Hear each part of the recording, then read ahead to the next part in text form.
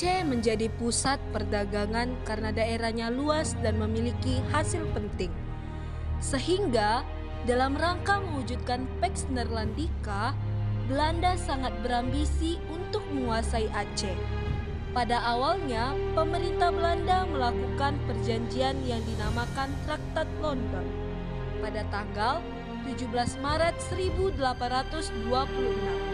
Traktat London adalah hasil kesepakatan antara Inggris dan Belanda yang isinya antara lain bahwa Belanda setelah mendapatkan kembali tanah jajahannya di Kepulauan Nusantara tidak dibenarkan mengganggu kedaulatan Aceh. Tahun 1825, Inggris menyerahkan Sibolga dan Natal kepada Belanda, sehingga Belanda sudah berhadapan langsung dengan Kesultanan Aceh. Setelahnya, Belanda mulai memberontak di wilayah Aceh.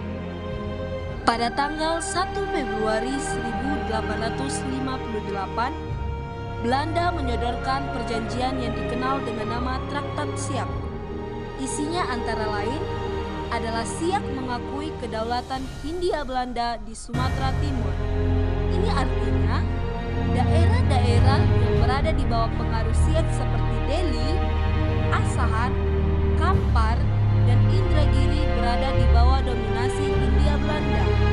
Hal ini jelas merupakan ancaman bagi Kesultanan Aceh, sehingga Aceh berusaha mencari sekutu dengan negara lain.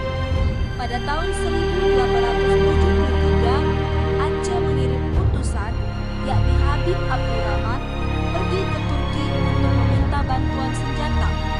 Belanda yang mengetahui segera mengirimkan ultimatum. Aceh tidak menghiraukan ultimatum tersebut, sehingga pada tanggal 26 Maret 1873, Belanda melalui komisaris EUZ mengumumkan perang terhadap Aceh. Cut Nyak dilahirkan dari keluarga bangsawan yang taat beragama di Aceh Besar, wilayah Enam Mukim pada tahun 1848. Ayahnya bernama Tengku Nantasutia, seorang ulebalang Enam Mukim, yang juga merupakan keturunan Datuk Makdum Sati, perantau dari Minangkabau. Pada masa kecilnya, Cut Nyak adalah anak yang cantik. Ia memperoleh pendidikan pada bidang agama yang dididik oleh orang tua ataupun guru agama, dan rumah tangga, memasak, melayani suami, dan yang menyangkut kehidupan sehari-hari yang dididik baik oleh orang tuanya. Banyak laki-laki yang suka pada Cut Nyak dan berusaha melamarnya. Pada usia 12 tahun, ia sudah dinikahkan oleh orang tuanya pada tahun 1862 dengan Tengku C. Ibrahim Lamga, putra dari Ulebalang Lamga 13. Mereka memiliki satu anak laki-laki. Aceh memang cukup tangguh. Ya memang komandan, sepertinya kita harus mengambil tindakan. Tindakan katamu, bukankah itu sangat mudah? Apa maksud Anda komandan? Bukankah peralatan kita cukup canggih? Apapun bisa kita lakukan. Bagaimana kalau Meriam? Kita menembakkan Meriam ke Aceh. Bagus juga. Tidak sia-sia aku memiliki pendamping sepertimu. Lakukanlah. 6 Maret 1873, Belanda menyatakan perang kepada Aceh dan mulai melepaskan tembakan meriam ke daratan Aceh dari kapal perang Citadel van Antwerpen. Perang Aceh pun meletus. Cik Nadine, ada apa Mutia? Aku melihat suamimu pergi bersama pasukan Aceh. Pasukan Aceh? Apa ini ada hubungannya dengan Belanda? Sepertinya, karena aku dengar dari suamiku, Belanda melepaskan meriam. Mari kita tenangkan warga, jangan sampai warga panik karena berita ini.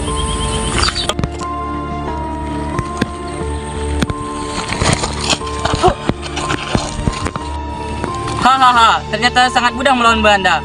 Tapi ini belum usai. Ayo prajurit, kita menangkan perang ini. Kesultanan Aceh dapat memenangkan perang pertama. Ibrahim Lamga yang bertarung di garis depan kembali dengan sorak kemenangan. Sementara Kohler tewas tertembak pada April 1873. Kematian Kohler sangat menguntungkan bagiku. Lihatlah aku sekarang telah menjadi jenderal di sini. Sepertinya kita perlu menyusun strategi baru. Lloyd, kau menyuruhku untuk membuat strategi baru. Bukankah kau yang bertugas membuat strategi baru? Tidak, saya hanya bertanya kepada jenderal, karena jenderal merupakan mantan pengatur strategi. Strategi yang hebat. Hahaha, aku tahu aku hebat. Baiklah, aku akan memberikan ide yang bagus untuk membuat Aceh menderita. Ide apa itu, jenderal? Kita lihat saja nanti. Di bawah pimpinan Jan van Swieten, daerah Enam Mukim dapat diduduki oleh Belanda pada tahun 1873, sedangkan Keraton Sultan jatuh pada tahun 1874. Assalamualaikum. Waalaikumsalam. Ada apa lagi Mutia? Ayo kita pergi sekarang. Ayolah, ibu-ibu dan rombongan lain sudah mengungsi. Bawa anakmu dan kita pergi. Suamiku? Dia berjuang untuk Aceh. Baiklah. Cut Nyadin dan bayinya akhirnya mengungsi bersama ibu-ibu dan rombongan lainnya. Ketika Ibrahim Lamgah bertempur di Gletarum, ia tewas. Hal ini membuat Cut Nyadin sangat marah dan bersumpah akan menghancurkan Belanda. Kurang ajar. Awas kau Belanda. Kau telah membunuh suamiku. Aku akan menghabisimu dengan tanganku sendiri. Aku akan menghancurkanmu. Aku akan menghancurkanmu. 2 tahun kemudian, Kudengar kau belum memperistri seorang. Ya, itu benar. Karena saya hanya akan memperistri seorang wanita yang pemberani dan kokoh dalam pendirian. Kau mencari wanita seperti itu? Ya, saya mencari wanita seperti itu. Baiklah, akan kukenalkan kau dengan seorang wanita seperti itu. Siapa? Cut Nyak Mutia mengantarkan Tengku Umar untuk bertemu Cut Nyadin di rumahnya. Kau harusnya tersenyum sekarang. Aku sudah tua begini, masih ada saja yang tertarik denganku. Kau harusnya senang akan hal itu. Bagaimana bisa aku senang? Sudahlah, dia telah menunggumu. Perkenankan saya memperkenalkan diri. Saya Tengku Umar. Saya tahu. Saya hendak melamar engkau, Cut Nyadin. Untuk apa? Maaf, saya tidak bisa menerima Anda. Cut Nyadin, aku tahu kau wanita pemberani, tangguh, dan kokoh dalam pendirian. Ketika kau menikah denganku, aku akan mengizinkan kau turun dalam medan perang, sehingga kau bisa menghancurkan Belanda dengan tanganmu sendiri. Baiklah, saya akan menerima Anda. Tetapi dengan persyaratan kau benar-benar menepati omonganmu tadi. Saya permisi. Akhirnya, Cut Nyadin menikah dengan Tengku Umar pada tahun 1880. Mereka dikaruniai anak bernama Cut Gambang. Perang dilanjutkan secara gerilya dan dikobarkan perang fisabilillah. Tengku Umar melakukan sebuah taktik. Itu taktik yang cukup bodoh, suamiku. Tidak, ini taktik sudah kupikirkan sejak lama. Aku melakukan ini untuk Aceh. Aku tidak akan mengkhianati Aceh. Tapi Tengku Umar, Lihatlah sekarang, aku berhasil sedekat ini dengan Belanda. Aku bisa membodohi mereka. Sekarang percayalah padaku. aku percaya padamu.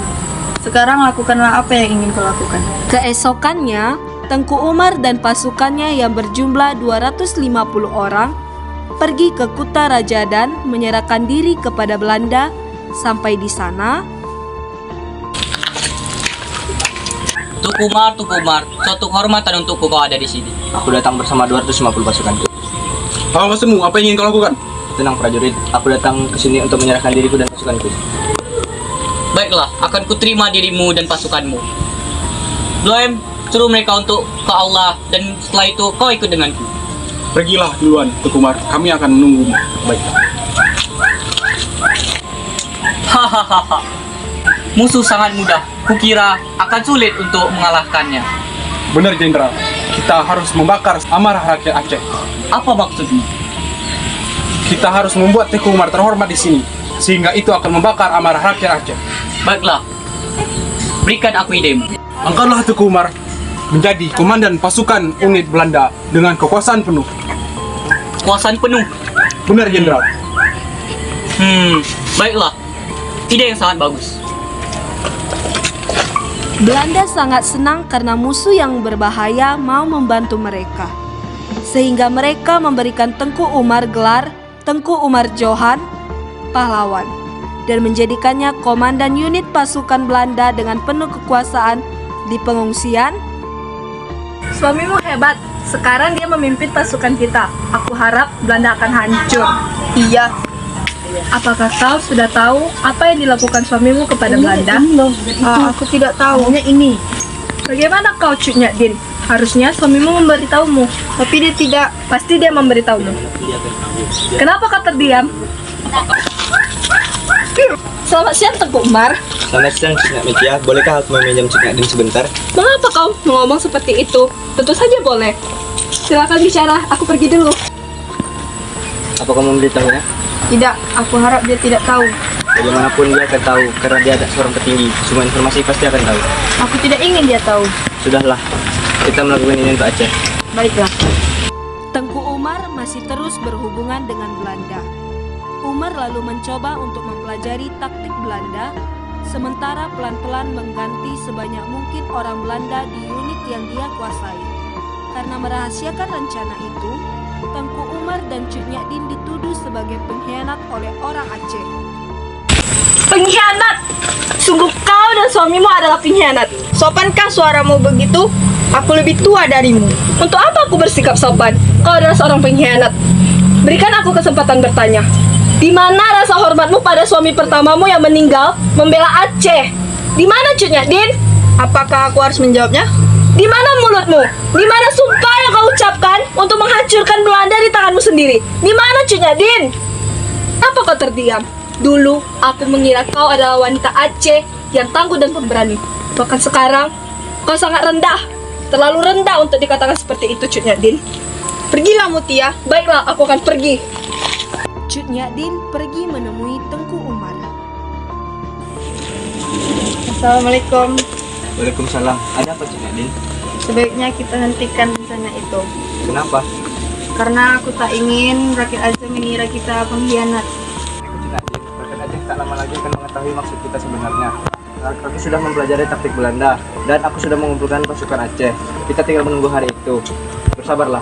Maafkan aku suamiku karena telah mengeluh seperti ini. Keesokan harinya, Tengku Umar melakukan rencana palsunya pada Belanda. Hari ini saya akan menyerang Masjid Aceh. Ini proposal yang sudah saya buat di malam. Apakah sudah yakin Tengku Umar? Saya sudah yakin Jenderal. Apakah sudah mempersiapkan diri matang? Tentu kami tidak akan mendengar kata kekalahan. Saya tidak akan bertindak jika semua ini belum siap. Baiklah. Lakukanlah penyerangan ini dengan sebaik mungkin. Tengku Umar dan Cut Nyadin pergi dengan semua pasukan dan perlengkapan berat, senjata, dan amunisi Belanda, lalu tidak pernah kembali. Kurang ajar, bisa-bisanya aku ditipu oleh Tengku Umar. Aku tidak bisa membiarkan ini. Bloem, tentu Jenderal, kita harus melakukan pembalasan. Tentu kita tidak mau dikatakan lebih bodoh daripada rakyat Aceh. Benar, kita tidak bisa dibodohi seperti ini. Boy, cepat lakukan operasi besar-besaran. Kita akan menculik Tengku Umar dan istrinya. Baik, Jenderal. Namun, gerilyawan kini dilengkapi perlengkapan dari Belanda. Mereka mulai menyerang Belanda, sementara Jenderal Van Swieten diganti. Sekarang Aceh pasti sudah dilanda ketakutan. Ya, kau benar. Tapi kita tidak bisa berhenti sampai di sini. Maksud Jenderal apa? Apa Jenderal masih punya suatu rencana? Sewa orang yang bukan pasukan pemberontak. Maksud Jenderal, apa yang akan kita lakukan padanya? Suruh dia memata-matai pasukan pemberontak. Pastikan dia memberiku informasi berharga, bukan sampah. Akan saya lakukan, Jenderal. Saya permisi. Hey, come here. Ya, dapat Tuan. Apa kau ingin uang? Apa? Uang. Saya mau uang. Kalau uang, kau harus bekerja sama dengan kami. Ya, saya akan melakukannya. Bagus, bagus. Kau hanya perlu memberikan kami informasi apa yang sedang dilakukan oleh pasukan pemberontak. Baik, Tuan. Aku telah mendapatkan informasi dari informan yang kita sewa. Apakah itu informasi berharga atau sampah? Ini adalah informasi yang sangat berharga. Kau akan senang mendengarnya. Katakanlah. Tanggal 10 Februari, pasukan Aceh akan menyerang Melurabo. Itu informasi yang sangat berharga untukku. Tengku Umar. Sepertinya belasan Belanda akan segera tiba. Di tempat Cut Nyadin, Aku yakin peperangan kali ini berhasil, Tengku Umar. Melihat dari kesiapanmu, aku yakin berhasil. Doakan saja kami, minta pertolongan kepada Allah agar diberi kemudahan. Itu pasti. Berhati-hatilah, berjanjilah padaku. Sebaiknya aku tidak di sini, aku permisi dulu. Assalamualaikum. Waalaikumsalam. Cik Nadine, jagalah rakyat Aceh dengan baik. Rawat anak kita sehingga tumbuh menjadi wanita sepertimu kelak. Apa maksud kau berkata seperti itu? Ya Bapak, ayo kita sholat. tetapi karena Belanda sudah mengetahui lebih dulu rencana Tengku Umar, Belanda dapat Cut Nyadin, ada apa? Ayo kita duduk dulu. Kenapa kau mendatangiku, Cut Mutia? Aku minta maaf, Cut Nyadin. Tapi suamimu? Kenapa dengan suamiku? Ada apa dengannya? Tengku Umar gugur tertembak peluru. Tidak. Anda pasti salah. Abu saya pasti belum meninggal. Tidak. Cik Gambang, kita sebagai perempuan Aceh tidak boleh menumpahkan air mata untuk orang yang sudah syahid. Cut Nyadin lalu memimpin perlawanan melawan Belanda di daerah pedalaman Melabo bersama pasukan kecilnya dan mencoba melupakan suaminya. Selain itu, Cut Nyadin sudah semakin tua. Matanya sudah mulai rabun dan ia terkena penyakit encok, dan juga jumlah pasukannya terus berkurang serta sulit memperoleh makanan. Hal ini membuat iba para pasukannya. Apa kau baik-baik saja? Aku baik-baik saja, Panglaut. Bukan Anda saya ambilkan minum atau makanan? Tidak usah. Baiknya Anda banyak-banyak istirahat. Jika saya terlalu banyak istirahat, maka rakyat Aceh banyak yang terbunuh. Mau kemana kau, Panglaut? Saya akan pergi. Saya harap ketika saya kembali nanti, Anda akan senang. Baiklah. Panglaut melaporkan lokasi markasnya kepada Belanda karena iba. Akibatnya, Belanda menyerang markas Cut Nyadin di Bultong Lesagu. Mereka terkejut dan bertempur mati-matian. Cik Gambang, ada apa, Mak? Kau tidak apa-apa, Cut Nyadin? Mutia bawalah anakku pergi. Kumohon. Tapi aku tidak akan membiarkanmu sendiri. Pergilah, pergi. Ayo, Cik Gambang. Tidak, Mak, tidak. Tidak akan membiarkan kau Belanda. Kau sudah tua, Cut Nyadin. Kau tidak bisa berbuat apa-apa. Oh, dia prajurit. Baiklah, Jenderal. Cut Nyadin ditangkap, sementara Cut Gambang berhasil melarikan diri ke hutan dan meneruskan perlawanan yang sudah dilakukan oleh ayah dan ibunya. Pada tanggal 6 November 1908, Cut Nyadin meninggal karena usianya yang sudah tua.